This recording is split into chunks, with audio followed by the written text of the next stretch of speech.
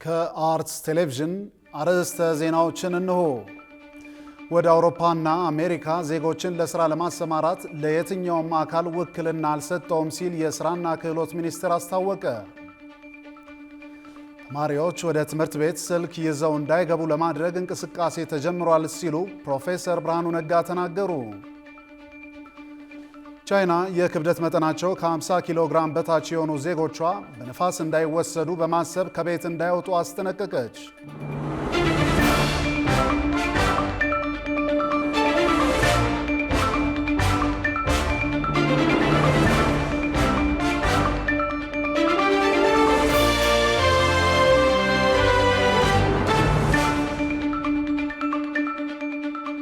የክብር ሰላምታችን በያላችሁበት ይድረስ። ይህ ከአርትስ ቴሌቪዥን የሚተላለፍላችሁ የዜና ወጃችን ነው። በዓለማችንና በሀገራችን በርካታ ጉዳዮች ተከስተዋል። እኛም ከዓለም ዙሪያና ከሀገር ውስጥ የመራረጥንላችሁ መረጃዎች ይዘን ቀርበናል።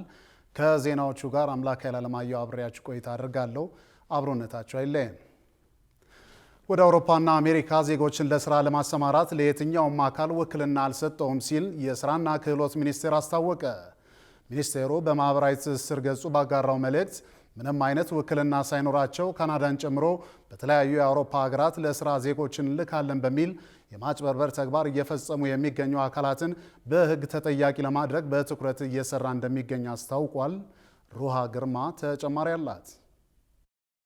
በአሁኑ ወቅት በኢትዮጵያ ብዙዎች ሀገራቸውን ትተው ወደ ተለያዩ የዓለማችን ክፍሎች በመሰደድ ላይ ይገኛሉ። ስደተኞቹ ከስደት ጋር ተያይዘው የሚመጡ በርካታ ችግሮች ተጠቂ መሆናቸውን በየጊዜው እየተነገረ ቢሆንም ስደት ግን አሁንም አልቀነሰም። የተመድና ሌሎች የስደተኞች ጉዳዮችን የሚከታተሉ ዓለም አቀፍ ማህበራት መረጃ እንደሚያመላክተው በርካታ ኢትዮጵያውያን በየጊዜው ወደ ተለያዩ የዓለማችን ክፍሎች የሚሰደዱ ሲሆን ለወጣቶቹ በገፍ መሰደድ ምክንያቱ ምን እንደሆነ ለማወቅ በየጊዜው የሚደረጉ ጥናቶችና ውይይቶች ቢኖሩም እስካሁን ድረስ ወጥ ስምምነት ላይ የሚያደርሱ ስምምነቶች አልተገኙም። ከዚህ ጋር በተያያዘም የስራ ክህሎት ሚኒስቴር ወደ አውሮፓና አሜሪካ ዜጎችን ለስራ ለማሰማራት ለየትኛውም አካል የሰጠው ውክልና የሌለ መሆኑን በመግለጽ ዜጎች በስምሪቱ ተጠቃሚ ለመሆን ህጋዊ አማራጮችን ብቻ በመጠቀም ካላስፈላጊ ወጪ ከእንግልትና ከሌሎች አስከፊ አደጋዎች ራሳቸውን እንዲጠብቁ በጥብቅ አሳስቧል። ሚኒስቴር መስሪያ ቤቱ ካናዳን ጨምሮ በተለያዩ የአውሮፓ ሀገራት ለስራ ዜጎችን እንልካለን፣ ለዚህም ከሚመለከታቸው አካላት ፍቃድ አግኝተናል በሚል በተለያዩ የማህበራዊ ትስስር ገጾች ህገወጥ ማስታወቂያዎችን በማሰራጨት ህብረተሰቡን ላላስፈላጊ ወጪና እንግልት እየዳረጉ ባሉና መሰል የማጭበርበር ተግባር እየፈጸሙ የሚገኙ አካላትን በህግ ተጠያቂ ለማድረግ እየሰራ እንደሚገኝ አስታውቋል። ሚኒስቴር መስሪያ ቤቱ አክሎም ዜጎች በስምሪቱ ተጠቃሚ ለመሆን ህጋዊ አማራጮችን ብቻ በመጠቀም ካላስፈላጊ ወጪ እንግልትና ከሌሎች አስከፊ አደጋዎች ራሳቸውን እንዲጠብቁ አሳስቧል። በመሆኑም ዜጎች የሁለትዮሽ ስምምነት በተፈረመባቸው መዳረሻ ሀገራት የስራ ዕድል ለማግኘት ማህበራዊ ሚዲያን በመጠቀም የኢትዮጵያ የስራ ገበያ መረጃ ስርዓት ላይ በመመዝገብ ደህንነቱ የተረጋገጠ የውጭ ሀገር ስራ ስምሪት ተጠቃሚ መሆን እንደሚችሉ ተመላክቷል። በዚህ ጉዳይ ላይ ከስራና ክህሎት ሚኒስቴር ተጨማሪ መረጃ ለማድረግ ያደረግነው ጥረት አልተሳካም። ተማሪዎች ወደ ትምህርት ቤት ስልክ ይዘው እንዳይገቡ ለማድረግ እንቅስቃሴ ተጀምሯል ሲሉ ፕሮፌሰር ብርሃኑ ነጋ ተናገሩ። የጋራ ስምምነት ላይ ከደረስን ከሚቀጥለው ዓመት ጀምሮ ተማሪዎች ትምህርት ቤት ገብተው ትምህርት መከታተል እንጂ ከስልክ ጋር የሚጫወቱበት ሁኔታ እንዳይፈጠር ይደረጋል ሲሉ ገልጸዋል። ዝርዝር አለን። በመጀመሪያና በሁለተኛ ደረጃ ትምህርት ቤቶች ውስጥ ተማሪዎች ስልክ ይዘው እንዳይገቡ ከዚህ ቀደም በነበረው የትምህርት ስርዓት በሕግ ደረጃ በየትምህርት ቤቶች ላይ ክልከላ ቢቀመጥም በአፈጻጸሙ ዙሪያ በነበረው ከፍተኛ ክፍተት ተማሪዎች የእጅ ስልካቸውን በትምህርት ቤቶች ውስጥ ለተለያዩ ዓላማዎች እንደሚጠቀሙ ይታያል። ይህም ተማሪዎችን ለተለያዩ አሉታዊ ነገሮች ሲያጋልጥ የቆየ መሆኑ ሲነገር ቆይቷል። ይህንን ተከትሎ ትምህርት ሚኒስቴር በዛሬው ዕለት በሰጠው ማብራሪያ ተማሪዎች ወደ ትምህርት ቤት ስልክ ይዘው እንዳይሄዱ ለማድረግ እንቅስቃሴ መጀመሩን አስታውቋል። ጠቅላይ ሚኒስትር አብይ አህመድ በተገኙበት የ2017 ዓ.ም በጀት ዓመት የሶስተኛው ሩብ ዓመት የ100 ቀናትና የተሟላ የማክሮ ኢኮኖሚ ትግበራ የ9 ወር አፈጻጸም ግምገማ ከተደረገ በኋላ የትምህርት ሚኒስቴሩ ፕሮፌሰር ብርሃኑ ነጋ ግምገማውን ተከትሎ በሰጡት ማብራሪያ ላይ ተማሪዎች ወደ ትምህርት ቤት ስልክ የሚባል ነገር ይዘው እንዳይገቡ ለማድረግ እንቅስቃሴ መጀመሩን አስታውቋል። የጋራ ስምምነት ላይ ከደረስን ከሚቀጥለው ዓመት ጀምሮ ተማሪዎች ትምህርት ቤት ገብተው ትምህርት መከታተል እንጂ ከስልክ ጋር የሚጫወቱበት ሁኔታ እንዳይፈጠር ይደረጋል ሲሉም ገልጸዋል። ፕሮፌሰሩ ወድቆ የነበረውን የትምህርት ስርዓት ለመገንባት ስራ ከጀመርን በኋላ ብዙ መሰረታዊ ችግሮችን መለወጥ ችለናል ብለዋል። ከነሱ መካከል መሰረታዊ የባህሪ ለውጦች መታየት ጀምረዋል ያሉት ፕሮፌሰሩ ለመኮረጅ ይዘጋጁ የነበሩ ተማሪዎች በአሁኑ ወቅት ለማጥናት ላይብረሪ የሚሄዱበትን ሁኔታ ለመፍጠር ተችሏል ብለዋል። ከዚያም ባሻገር ባለፈው ዓመት በትምህርት ለትውልድ ንቅናቄ ወደ 27.5 ቢሊዮን ብር ከህብረተሰቡ በመሰብሰብ ትምህርት ቤቶች እንዲሰሩና እንዲታደሱ መደረጉንም ትምህርት ሚኒስቴር አስታውቋል። በዚህም ባለፉት 9 ወራት ብቻ ከ1250 ቅድመ አንደኛ ደረጃ ትምህርት ቤቶች 390 የሚሆኑ አንደኛና መለስተኛ ትምህርት ቤቶች እንዲሁም 200 የሚደርሱ ሁለተኛ ደረጃ ትምህርት ቤቶች መገንባታቸውን ፕሮፌሰር ብርሃኑ ነጋ ገልጸዋል። ቻይና የክብደት መጠናቸው ከ50 ኪሎ ግራም በታች የሆኑ ዜጎቿ በንፋስ እንዳይወሰዱ በማሰብ ከቤት እንዳይወጡ አስጠነቀቀች። በቻይና ሰሜናዊ ክፍል ዝናብ የቀላቀለ ከባድ ንፋስ መከሰቱን ተከትሎ የሰውነት ክብደት መጠናቸው ከ50 ኪሎ ግራም በታች የሆኑ ዜጎቿ ከቤት እንዳይወጡ አሳስባለች። የውጭ ትንታኔና ዓለም አቀፍ ጉዳዮች ዘጋቢያችን ቃል ኪዳን ይጥና ጉዳዩን በዝርዝር ተመልክቶታል።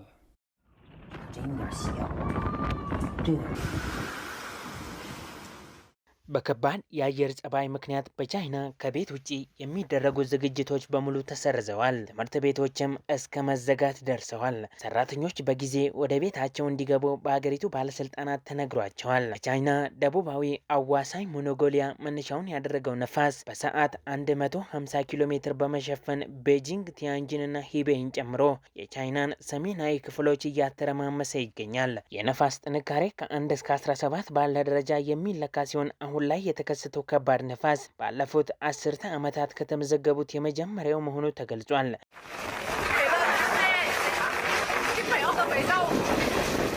የተከሰተው ከባድ ነፋስ ደረጃ 13 ሲሆን ዝናብ፣ በረዶና ነጎድጓድ የቀላቀለ መሆኑን የቻይና የአየር ትንበያ ኤጀንሲ ጠቁሟል። በሁነቱ በሰው ሕይወት ላይ የደረሰ ምንም አይነት ጉዳት እንደሌለ ያመለከተው ኤጀንሲው ከ300 በላይ ግዙፍ ዛፎች ተገንድሰው መውደቃቸውም ጠቁሟል። ይህንን ተከትሎም የሰውነት ክብደታቸው ከ50 ኪሎ ግራም በታች የሚመዝኑ ዜጎች በንፋሱ እንዳይወሰዱ በማሰብ ከመኖሪያቸው እንዳይወጡ ማስጠንቀቂያ እንደተሰጣቸው የዘገበው ዘ ቴሌግራፍ ነው።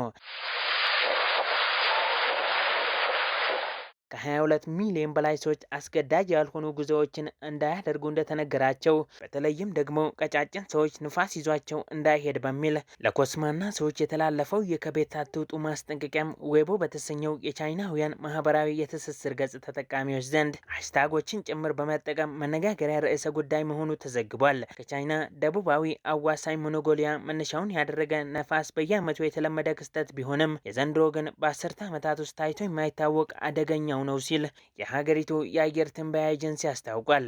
ኤጀንሲው በመግለጫው ንፋሱ እጅግ በጣም ከባድ፣ ለረጅም ጊዜ የሚቆይና ሰፊ ቦታ የሚያዳርስ ነው ሲል ያስጠነቀቀ ሲሆን የባሰ አደጋ እንዳያስከትል አስቸኳይ እርምጃዎች እየተወሰዱ እንደሚገኝም ገልጿል። ለአብነትም ዛፎች በቀላሉ እንዳይነቀሉ ማጠናከር ብሎ መቁረጥ፣ ፓርኮች እንዲዘጉ እንዲሁም ወሳኝና አስፈላጊ ያልሆኑ በረራዎች እንዲሰረዙ ማድረጉንም አመልክቷል። ትኩረት ካልተሰጠን 20 ሺህ ሰዎች አደጋ ላይ ነን ሲሉ የፓርኪንሰን ታማሚዎች ተናገሩ። መድኃኒት ባልተገኘለት የፓርኪንሰን ህመም የተያዙ ሰዎች የማስታገሻ መድኃኒቶች ለማግኘት አዳጋች ሁኔታ መፈጠሩን ገልጸዋል። ጽዮን ላይኩን ተጨማሪ አላት። በሽታው በዓለም ላይ በሰዎች ላይ መታየት ከጀመረ ከ200 ዓመታት በላይ አስቆጥሯል። የመነሻው ምክንያቶች ውስብስብና ብዙ አይነት በመሆናቸው እስከዛሬ ድረስ ፈዋሽ የሆነ መድኃኒት ሳይገኝለት መቅረቱን የነርቭ ሕክምናን የሚሰጡ ባለሙያዎች ይገልጻሉ። ብሎም ምልክቶቹ ከሌሎች በሽታዎች ጋር ተመሳሳይና ቀድሞ ሊለይ በማይችል ደረጃ ስለሚታይ ሕክምናው ለይቶ እንዳያወጣው እንዲሁም ታማሚው የበሽታው ምንነት ሳይለይ እንዲኖር ያደርገዋል። ከነርቭ በሽታዎች መካከል አንዱ የሆነው ፓርኪንሰን የተሰኘው በሽታ አእምሮ ዶፓሚን የተሰኘው ንጥረ ነገር እንዳያመርት የሚያግደውና በዚያም በበሽታው የተያዘ ሰው በቋሚነት መንቀጥቀጥ፣ የእጅ እግር ህመምና የመንጋጭላ አለመታዘዝ እንዲሁም ሌሎች ምልክቶችን እንደሚያሳይ ኒውሮሎጂስቱ ዶክተር ያሬድ ዘነበ ይናገራሉ። እንግዲህ ብዙ ጊዜ ማህበረሰባችን ውስጥ ፓርኪንሰን ህመም ሲባል የምንሰማው ያው ብዙ ሰዎች በተለይ የመሄድ የመንቀጥቀጥ አካላቸው ላይ ዘግየት የማለት ጎበጥ የማለት ምልክት ያላቸው በተለይ እድሜ ሲገፋ የሚመጣ ብዙ ጊዜ ግን በእኛ ማህበረሰብም በሌላም ሀገር የእርጅና ምልክት መስሎ የሚታለፍ ነገር ግን መዳኛ የሌለው የባሰ መሄድ የነርቭ ህመም አይነት ነው። ባህሪው እንግዲህ ምንድነው? ፓርኪንሰን ከጊዜ ወደ ጊዜ እየባሰ መሄድ ከ5 እስከ 10 በመቶ የሚሆኑት ደግሞ በዘረመል የመምጣት እድል ያላቸው መጨረሻ ላይ ግን ታማሚውን የመተንፈስ የመንቀሳቀስ ሳምባውን የማዘዝ የመዋጥ ችግር ገጥሞት እስከ ህልፈተ ህይወት ሊያደርስ የሚችል በአዝጋሚ ለውጥ ገዳይ የሆነ በሽታ ነው ማለት ነው። እስከዛሬ ድረስ በሽታው መፍትሄ የማጣቱ ምክንያት በበሽታው የሚያዘው ሰው ቁጥር አናሳ ስለነበር የተሰጠው ትኩረት በቂ ባለመሆኑ እንደሆነም ይገልጻሉ።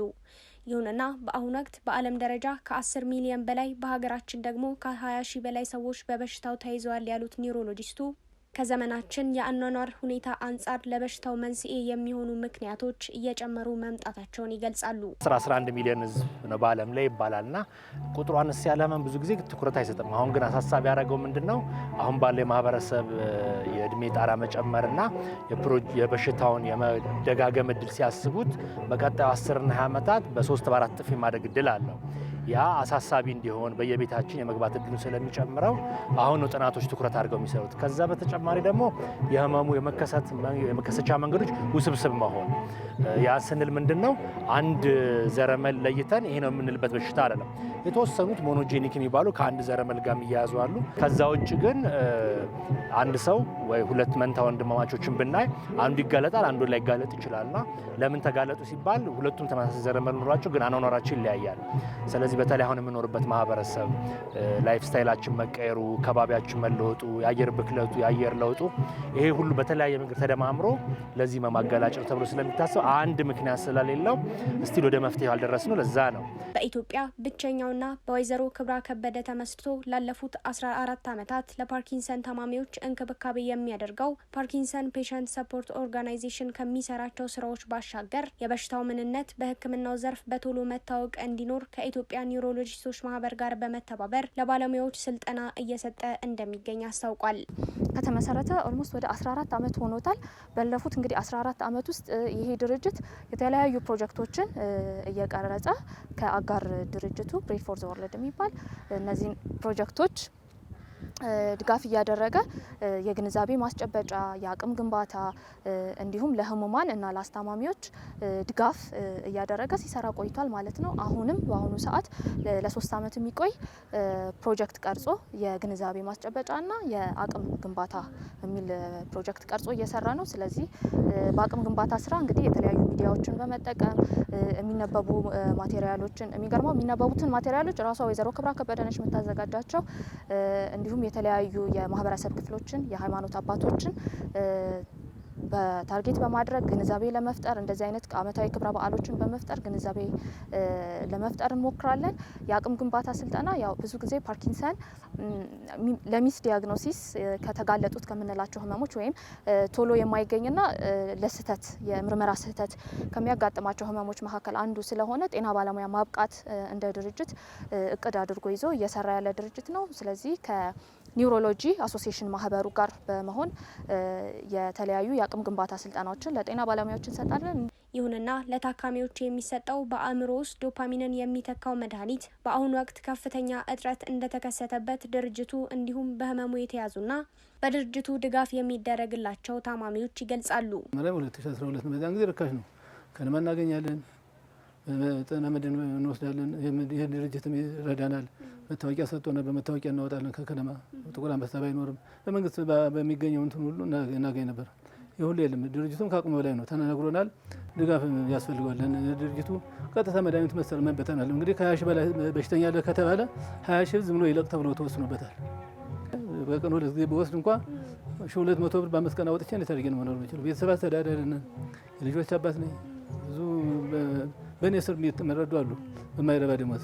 ቀን ማታ መቋረጥ የለበትም። ከተቋረጠ እጅሽን ቀጠቅጣል፣ እየተሳሰርሽ ነው የምትይው። ስለዚህ መንግስት በደንብ ትኩረት ቢያደርግበት ደስ ይለኛል። እንደ ግፊት እንደ ስኳር በሚዲያ ይታወቃል። ይሄ በሚዲያ አይታወቅም እስካሁን ምንም ነገር። በማህበሩ እውቅና ያለው እንጂ በሚዲያ በጤና ሚኒስቴር በደንብ እውቅና ተሰጥቶት መድኃኒት ቢመጣልን ለኛ ጥሩ ነበር። ለ7 ወር ለ8 ወር ሆኗል። እኛ ከከነማ ጋር ውል እንገባና ከነማ ነበረ ለህሙማኖቻችን መድኃኒት ይሰጣቸዋል። የኛ አባል የሆኑ መታወቂያቸውን ይዘው ይሄዳሉ። እኛ ገንዘቡን ተመላሽ እናደርግለት ነበረ። ውላችን እንደዚህ ነበር። አሁን ግን ከነማ ራሱ መድኃኒቱን ካስመጪ አካላቶች ማግኘት አቅቶታል፣ አልቻለም። ይሄ እንግዲህ እንደ ሀገር የመጣ ክፍተት ነው። ዛሬ የሚመለከተው የጤና ሚኒስቴር አካላትም ቅድም መልስ ሲሰጡበት ነበረ፣ ተገኝተዋል። ከፍተኛ የሆነ ጫና መፍጠር ያስፈልጋል በጋራ ሆነን፣ ምክንያቱም መንግስትም የራሱ የሆነ ችግር ክፍተት እንዳለበት እየነገሩ ነው። ያው የአቅም ማጣት አለ። ቅድሚያ የሚሰጣቸው ሌሎች ትኩረት የሚሰጣቸው ሌሎች ጉዳዮች አሉት። እንደ መንግስትም ተሰባስበን ከአሶሲዬሽኑ ጋር እንዲሁም ሌሎች እንደኛ ካሉ ማህበራት ጋር በመሆን ጥያቄዎችን እያቀረብን ነው። እንግዲህ ችግሩ በቅርብ ይፈታል ብለን ተስፋ እናደርጋለን። መድኃኒቱ ህመምተኞች ቢያንስ በበሽታው በፍጥነት ወደ አልጋ ቁራኛነት የሚገቡበትን ሁኔታ ለመቀነስ የሚረዳ እንደሆነም ተገልጿል። ዓለም አቀፉ የፓርኪንሰን ህመምተኞች ቀን ባሳለፍነው ቅዳሜ ሚያዝያ 4 2017 ዓ.ም በፓርኪንሰን ፔሸንት ሰፖርት ኦርጋናይዜሽን ተከብሮ ውሏል። ክቡራትና ክቡራን ከአርትስ ዜናዎች ጋር አብራችሁ ስላላችሁ አርትስ ቴሌቪዥን ያመሰግናችኋል። ማንኛውም አይነት የዜናም ሆነ ሌሎች ጥቆማዎችና አስተያየቶች ቢኖሯችሁ በአጭር የጽሁፍ መልእክት መቀበያ ቁጥራችን 6121 ላይ ብታደርሱን ተቀብለን ወደ እናንተ እናደርሳለን። አሁን የዕለቱን ዋነኛ ጉዳይ እናስታውሳችሁና እንመለሳለን። ወደ አውሮፓና አሜሪካ ዜጎችን ለስራ ለማሰማራት ለየትኛውም አካል ውክልና አልሰጠውም ሲል የስራና ክህሎት ሚኒስቴር አስታወቀ። ቆይታ በኋላ የውጭ ኩባንያዎች በጅምላና ችርቻሮ ንግድ እንዲሳተፉ በተፈቀደ በአጭር ጊዜ ውስጥ በርካታ ተቋማት ፍቃድ ወስደዋል ተብሏል። ይጠብቁን። በአዲስ አበባ ከተማ በ2016 ዓ.ም በደረሰ የትራፊክ አደጋ የ401 ሰዎች ሕይወት ማለፉ ተገለጸ። የአዲስ አበባ ከተማ አስተዳደር የትራፊክ ማኔጅመንት በከተማው የተከሰተው የትራፊክ አደጋ 45 በመቶ የሚሆነው አምራቹ የህብረተሰብ ክፍሎች ላይ መሆኑ ተገልጿል። ዮርዳኖስ አበበ ተጨማሪ አላት። ከክልል ከተሞች የሚመጡ ፍልሰተኞች መዳረሻ የሆነችውና በነዋሪዎቿ ብዛት የተጨናነቀችው አዲስ አበባ በየዕለቱ የምታስተናግደው የትራፊክ አደጋ ቀላል የሚባል አይደለም። ይህም አደጋ በየቀኑ ከሚቀጥፈው የሰዎች ሕይወት በዘለለ በአካልና በንብረት ላይ ከባድና ቀላል ጉዳት ሲያደርስም መመልከት የተለመደ ሆኗል። የበርካቶችን ቤት በማንኳኳት ልጆችን ያለ አሳዳጊ ወላጆችን ያለ ጧሪ ቀባሪ እያስቀረ ያለው የትራፊክ አደጋ መረጃዎች ከዓመት ዓመት እየቀነሰ የመጣበት ሁኔታ እንዳለ ቢገልጹም ለውጡ ግን ያን ያክል አመርቂ ነው ለማለት አስቸጋሪ ነው። ከሰሞኑም በጉዳዩ ላይ ዓመታዊ ሪፖርቱን ይፋ ያደረገው የአዲስ አበባ ትራፊክ ማኔጅመንት በአዲስ አበባ ከተማ በ2016 ዓ.ም በደረሰ የትራፊክ አደጋ የ401 ሰዎች ሕይወት ማለፉንና ይህም ከ2015 ዓመት ጋር ሲነጻጸር በ7 ሰዎች መቀነሱን አስታውቋል። በማኔጅመንቱ ይፋ በተደረገው የመረጃ ትንተና መሰረትም በመንገድ ትራፊክ አደጋ ሕይወታቸውን ያጡት ዕድሜያቸው ከ20 እስከ 39 የዕድሜ ክልል ውስጥ ያሉ ማለትም 45 በመቶ የሚሆነው አምራች የህብረተሰብ ክፍል መሆናቸው ተገልጿል። በባለፉት 9 ተከታታይ ዓመታት የሞት አደጋ የደረሰባቸው 86 በመቶ የሚሆኑት እግረኞች እንደሆኑ የሚገልጸው መረጃው ከሰዓት አንጻር ደግሞ ከምሽቱ 12 ሰዓት እስከ 4 ሰዓት ያለው ጊዜ በርካታ አደጋዎች የሚመዘገቡበት እንደሆነ ይጠቁማል። የሞት አደጋውን ካደረሱት አሽከርካሪዎች ውስጥም ከፍተኛውን ቁጥር የሚይዙት አውቶሞቢሎች መሆናቸው የተገለጸ ሲሆን ተሳፋሪ የጫኑ ሚኒባሶች እንዲሁም የጭነት ተሽከርካሪዎች ይገኙበታል ተብሏል። ሆኖም ግን ከዚሁ የትራፊክ ማኔጅመንት መረጃ በመነሳት በከተማ ውስጥ የሚገኙትን የተሽከርካሪዎች ሁኔታ ብንመለከት በተለይ አብዛኞቹ ሚኒባሶች እጅግ ያረጁ ከመሆናቸው የተነሳ በጥንቃቄ የሚያሽከረክራቸው አካል ቢኖርም እንኳን ያሉበት አቋም ለአደጋ አጋላጭ መሆኑ በግልጽ የሚታይ ነው። በተለይ አንዳንዶቹ አቧራና ዝናብ በቀላሉ ወደ ውስጥ ማስገባታቸው የአገልግሎት ጊዜያቸው እንዳበቃ በግልጽ የሚጠቁሙ ሁኔታዎች ሆነው ሳለ ያለባቸውን ችግር ሳይቀርፉ በነፃነት ሲንቀሳቀሱ እንመለከታለን። በመጠኑ የተሻለ አቋም ላይ ናቸው የሚባሉትም ቢሆኑ ያለ አግባብ በመጫናቸው ከትራፊክ ፖሊስ ለመሰወር ከልክ በላይ በማሽከርከርና በተከለከሉ መንገዶች ውስጥ ለማለፍ የሚያደርጉት እንቅስቃሴ አደጋ ሲፈጥር ይስተዋላል። ስለሆነም ጣቢያችን በእነዚህና መሰል ጉዳዮች ሳቢያ እየተከሰተ ያለውን አደጋ ለመቀነስ በትራፊክ ማኔጅመንቱ በኩል የተሰራ ስላለው ስራ ጠይቆ ለመረዳት ያደረገው ሙከራ ሳይሳካ ቀርቷል። በጣቢያችን ከሚተላለፉ ፕሮግራሞች መካከል በእናንተ በተመልካቾቻችን እጅግ ተወዳጅ እንደሆነ በልዩ ልዩ መንገዶች የምትነግሩን ዘጠናዎቹ የተሰኘው ፕሮግራማችን ያሰናዳውን አዝናኝ ቆይታ እናስመልክታችሁ።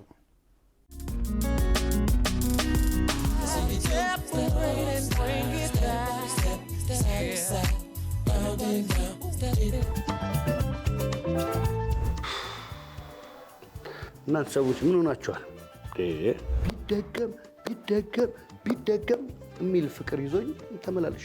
ቀና ሲል እኛን አየን ዳኞቹን ማለት ነው። እንዴ ቢቀርስ ብሎ ሄደ።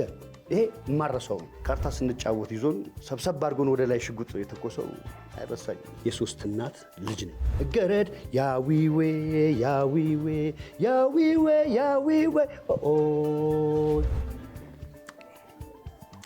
በስማ ቀረጻው ይቅር ባካችሁ። ቀደም ሲል የተከታተላችሁት የፕሮግራም ቅንጭብ ዘጠናዎቹ የተሰኘው በዘጠናዎቹ ትዝታዎችና ገጠመኞች ላይ የሚያጠነጥነው ፕሮግራማችን ነው። ሙሉ መሰናዶውን በአርትስ ቲቪ እና ዩቲዩብ ቻናላችን ይጠብቁን። ወደ ቀጣዩ ዜናችን ስናልፍ የአሜሪካና የቻይና የንግድ ጦርነት እንደቀጠለ ነው። ዶናልድ ትራምፕ በመድኃኒቶችና ሴሚኮንዳክተሮች ላይ አዳዲስ የታሪፍ ጭማሪ በፍጥነት ተግባራዊ እናደርጋለን ሲሉ ተናግረዋል። ኤዶም አስመላሽ ጉዳዩን በዝርዝር ይዘዋለች።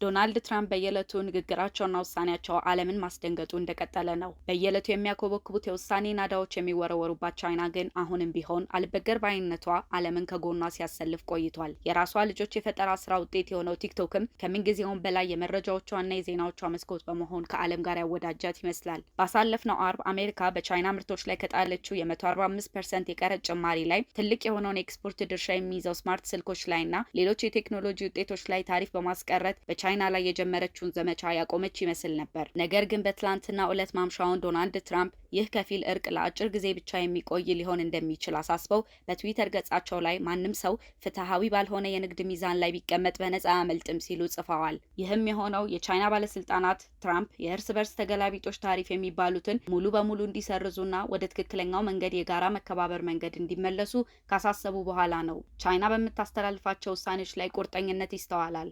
አጸፋዎቿን በድርጊት የተደገፉ መሆናቸው በግልጽ እየታየ መጥቷል። የቻይናው ፕሬዝዳንት ዢ ጂንፒንግ በደቡብ ምስራቅ እስያ ካሉ የንግድ አጋሮች ጋር ያላቸውን ግንኙነት ለማጠናከር በዛሬው ዕለት በቪየትናም ይገኛሉ። አብዛኞቹ በደቡብ ምስራቅ እስያ ሀገራቶችም ኃይለኛው የአሜሪካን ታሪፍ ሽሽት እንዲያፈገፍጉ የገፋፋቸው ይመስላል። ዶናልድ ትራምፕ በበኩላቸው ለመደራደሪያነት ባቀረቡት ሀሳብ ላይ በአብዛኛው ከታይዋን የሚመጡ ሰሚ ኮንዳክተሮች ላይ የሚሰሩ ተግባራት የአስተዳደሩ አቀራረብ ዛሬ ላይ ማሻሻያ እንደሚሰጥበት ተናግረዋል። ሴሚ ኮንዳክተሮች ትናንሽና ኃይለኛ የቴክኖሎጂ ቁርጥራጮች ሲሆኑ እንደ ስማርት ስልኮችና ላፕቶፖች ያሉ የዕለት ተዕለት መሳሪያዎች ደግሞ በሴሚ ኮንዳክተሮች ላይ የተመሰረቱ ናቸው። ዩኬ፣ አሜሪካ፣ አውሮፓና ቻይና ሴሚ ኮንዳክተሮችን የሚያገኙት ከታይዋን ነው። የታይዋን ሴሚ ኮንዳክተር ማኒፋክቸሪንግ ኩባንያ ቲኤስኤምሲ እንደነ አፕል፣ ኤምዲ፣ ኤአርኤም፣ ብሮድኮም፣ ማርቭል ሚዲያቴክ እና ኒቪዳን ጨምሮ ከዓለም አቅርቦት ላይ ከግማሽ በላይ የሚሆነውን የሚያቀርብ ድርጅት ነው።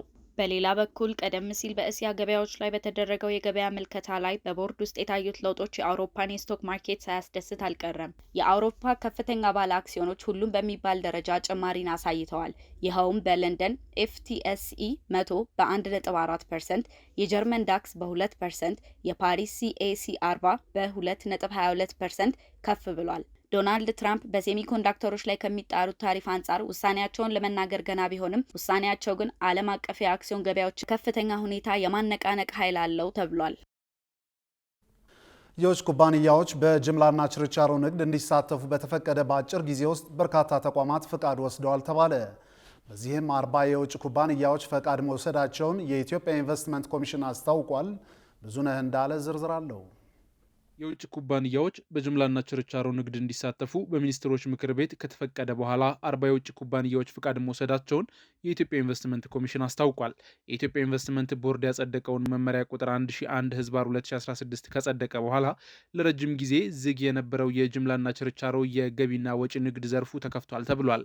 ለውጭ ኩባንያዎች በጅምላና ችርቻሮ ንግድ እንዲሳተፉ ፍቃድ ከተሰጠ በጣም አጭር ጊዜ እንደሆነ የገለጹት የኢንቨስትመንት ኮሚሽነር ዶክተር ዘለቀ ተመስገን የንግድ ዘርፉ ፍቃድ የሚመራበትን አሰራርና ሌሎች ቅድመ ሁኔታዎች የተመለከቱ ጉዳዮችን ተጠናቀው ወደ ስራ ከተገባ 5 ወራት መቆጠራቸውን ገልጸዋል። በመመሪያው ማንኛውም የውጭ ኩባንያ ጥሬ ቡና፣ ጫት፣ የቅባት እህል፣ ጥራጥሬ፣ ቆዳና ሌጦ፣ የደን ውጤቶች፣ ዶሮና የቁም እንስሳትን ከገበያ በመግዛት የመላክ የወጪ ንግድ ኢንቨስትመንትን መሰማራት እንደሚችልም ተደንግጓል። ከኮሚሽኑ ፍቃድ ከተሰጣቸው የውጭ ኩባንያዎች ውስጥ በኤሌክትሪክ ተሽከርካሪ፣ በዘይት፣ በቁም እንስሳት፣ በጫት ንግድና ለተለያዩ አገልግሎት የሚውሉ ቅባት ወይም ፓራፊን ኦይልስ ማምረት ላይ የተሰማሩ እንዳሉም ኮሚሽነሩ ገልጸዋል። ለረጅም ጊዜ ዝግ የነበሩት የዚህ የጅምላ ችርቻሮ የንግድና የገቢና የውጭ ንግድ ሴክተሩን ለመጀመሪያ ጊዜ ኢትዮጵያ ከፍታለች ማለት የውጭ ባለሀብቶች። እነዚህ ሴክተሮች ለሀገር ውስጥ ባለሀብቶች ላይ ያው ኤክሰርሳይዝ ሲያደርጉ የቆዩት ቢሆንም ለውጭ ባለሀብቶች ግን አጠቃላይ ሆልሴል፣ ሪቴል እና ኢምፖርት ትሬድ እና ኤክስፖርት ትሬዱ ዝግ ነው የነበረው። ነገር ግን መመሪያ 1001/2016 ደግሞ በይፋ ለውጭ ባለሀብቶች ከፍቶታል። ይሁንና እሱን ተከትሎ ምን ያህሎቹ ወሰዱ፣ ምን ያህል ስራ ነው የተሰራ ያለ የሚለው ስፔሲፊካሊ እስከዛሬ ሳምንት ድረስ ያለውን የዚህኛውን ሳምንት ዳታ ስላላካተትኩ ነው። እስከዛሬ ሳምንት ብቻ ያለውን 40 ባለሀብቶች ኢንቨስትመንት ፐርሚት ከኢትዮጵያ ኢንቨስትመንት ኮሚሽን ወስደዋል። 40 በጣም ትልቅ ቁጥር ነው። ከተከፈተ በጣም አጭር ጊዜ ነው። እንደምታውቁት የተከፈተው 6 ወር 7 ወር አካባቢ ነው። ከተከፈተ በኋላ ደግሞ የኢትዮጵያ ኢንቨስትመንት ኮሚሽን ወደ ስራም ራሱ ለመግባት ደግሞ ከዛም በኋላ በርካታ ቅድመ ሁኔታዎችን ሲሰራ ነው የቆየው። ጋይድላይን የማዘጋጀትና በርካታ ጉዳዮችን ሲሰራ ነው የቆየው። አጠቃላይ ሂደቱን ስታዩት 5 ወር አካባቢ ቢሆን ነው ማለት ነው ወደ ስራ የገባ ነው። በዚህ ውስጥ 40 ስፔሲፊካሊ የዚህኛውን ሳምንት ሳያካትት ኢንቨስትመንት ፐርሚት ከኢትዮጵያ ኢንቨስትመንት ኮሚሽን በተለያዩ ዘርፎች ባለሀብቶች ወስደዋል። አንዳንዶቹ በተለይ በኤሌክትሪክ መኪኖች ኢቪ ካሮች፣ አንዳንዶቹ በዘይት ምርት፣ አንዳንዶቹ በፓራፊን ኦይል፣ በተለያዩ የቁም እንስሳት፣ ጫት እና በርካታ ጉዳዮች ላይ ፍቃድ ከኢትዮጵያ ኢንቨስትመንት ኮሚሽን ወስዷል። ይህ ገበያ ለውጭ ኩባንያዎች በመዘጋቱ ምክንያት ሀገሪቱ በርካታ እድሎችን ያጣች ሲሆን በመከፈቱ ደግሞ በርካታ እድሎችን ታገኝበታለች ሲሉ ኮሚሽነሩ ገልጸዋል። ፍቃድ ካገኙት የውጭ ኩባንያዎች ባሻገር በኢትዮጵያ ኢንቨስትመንት ቦርድ ደግሞ 36 የውጭ የጅምላና ችርቻሮ ንግድ የሚሰማሩ የውጭ ኩባንያዎች በሀገር ውስጥ እንዲሰሩ የጸደቀላቸው እንዳሉም በዚህም መሰረት የሚፈለገውን ዝቅተኛ የካፒታል መጠን ተቀማጭ ካደረጉ በኋላ ለባንክ ደብዳቤ ተጽፎላቸው እነሱም ፍቃድ ወደ ማውጣት ይሄዳሉ በማለት አብራርተዋል።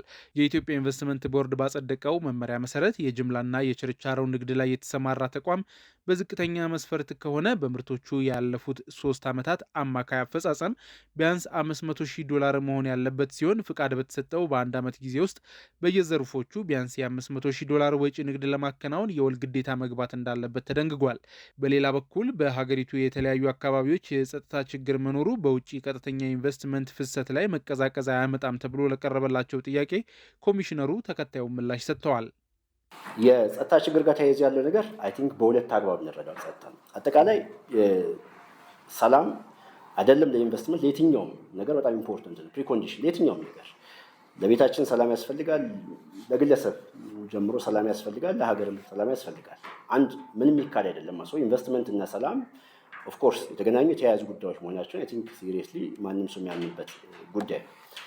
ነገር ግን ደግሞ የሰላም ጉዳይ በሁለት አግባብ ነው። አንዳንዶቹን ሪያሊቲ በተለይ ተጨባጭ ችግሮች ያሉባቸው መንግስት ቀን ከሌት እየሰራ ያለ በተለይ ታክል ለማድረግ እጁንም ለሰላም የዘረጋባቸው ኤሪያዎች እና በተደጋጋሚ በሚዲያም ሲነገር እንደነበረው ሪያሊቲ ችግር ያለባቸው ኤሪያዎች ውስን ቦታዎች አሉ። ነገር ግን ደግሞ ከዛም ባሻገር ፐርሰፕሽንም አለ ማለት ነው። በተለይ አንዳንድ ፐርሰፕሽኖች በተለይ የኢንቨስትመንት ፕሮሞሽን እንኳን ውጭ ደን ስንሰራ አንዳንድ በተለይ የምናገኛቸው የኛው ኢትዮጵያውያኖች አዲስ አበባ ከተማ ላይ ራሱ ችግር ያለን የሚመስላቸው ፐርሰፕሽን ነው ማለት ነው። አዲስ አበባ ከተማ ላይ ወጥተህ ማትገባ ነገር የሚመስላቸው ሰዎች አሉ። ፐርሰፕሽኑ ኢቭን ከሪያሊቲው በላይ በጣም ገኖ ያለበትም ስለሆነ አይ ቲንክ እሱን በልኩ ማስቀመጥ ያስፈልጋል። ሰላም ግን ለኢንቨስትመንት ያስፈልጋል የሚለው ነገር አይ ቲንክ እሱ ላይ ጥያቄ የሚነሳ አይደለም። ሰላምና ኢንቨስትመንት፣ ሰላም ለኢንቨስትመንት ብቻም ሳይሆን ለየትኛውም ነገራችን ኢትስ ኢምፖርታንት የሚለውን ግን አይ ቲንክ አንደር ላይ ማድረግ ያስፈልጋል። ግን ፐርሰፕሽኑ ግን ከሪያሊቲ በላይ በጣም ገኖ ወጣ ስለሆነ እሱን በልኩ አይ ቲንክ ማየት ያስፈልጋል። በሌላ በኩል በኢትዮጵያ አሁንም የቻይና ኢንቨስትመንት ቀዳሚውን አሃዝ መያዙ ይነገራል። ከ4510 በላይ የቻይና ኢንቨስትመንት ፕሮጀክቶች በኢትዮጵያ በተለያዩ ዘርፎች እንዳሉም ጠቅሰው የቻይና ኢንቨስትመንት በፕሮጀክቶች ብዛትም ሆነ በካፒታል ደረጃ ቢታይ ቀዳሚው እንደሆነ ገልጸዋል። ኢትዮጵያ በ2023-2024 ወደ $3.92 ቢሊዮን መጠን ያለው የውጭ ቀጥተኛ ኢንቨስትመንት መሳቧንም ነው ኮሚሽነሩ ያስረዱት። ውድ ተመልካቾቻችን የአርትስ ቴሌቪዥን የሰዓቱ ዜናዎች የተከታተላችሁትን ይመስሉ ነበር። ስለሰጣችሁን ጊዜ ከልብ እያመሰገንን ከዜናዎቹ ጋር አምላክ ኃይለ ዓለማየሁ ቆይታ አድርግ ያለው ከቀሪ የጣቢያችን ዝግጅቶች ጋር መልካም ጊዜ እንተመኛለን።